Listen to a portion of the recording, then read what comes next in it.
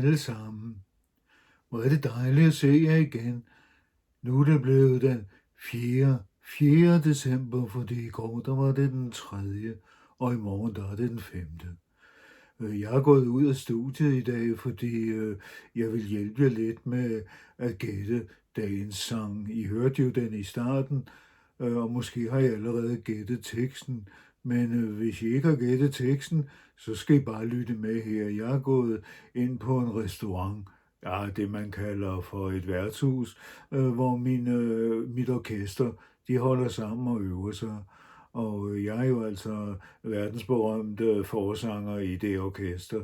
Så nu skal I bare lytte til sangen, eller til starten af den, og så kan I sikkert gætte, hvad sangen hedder. Og så er det bare med at sende løsningen ind til mig på en sms på det her telefonnummer.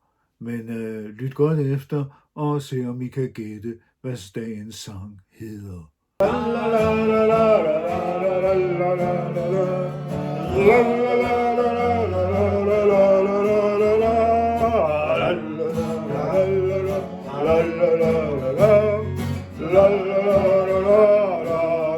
Ja, synes I ikke, at det var en rigtig god udgave af den gamle julesang? Det synes jeg i hvert fald. Den var blevet peppet lidt op, og min stemme, den er jo fantastisk. Hvad siger I til det? Ja, det mener I også. Det kan jeg godt forstå. Nu skal vi til den anden quiz, og quizzen i dag, det er en landequiz. Og man har spurgt mig, om jeg ikke kunne vise noget med Jule. Og det kan jeg godt, fordi Jule, han tog hen og besøgte det land for nogle år siden, og det er det land, vi skal gætte. Så vi stiller om, hvor I får hjælp ved at se en lille filmstump, og I hører Jule, og så kommer der også et flag, som I måske kan genkende. Så I ved jo, hvad I skal gøre med svaret, når I har gættet landet. Så vi ses lige om lidt. Hej hej. Hej alle sammen, både I børn og voksne. Nu er jeg kommet til.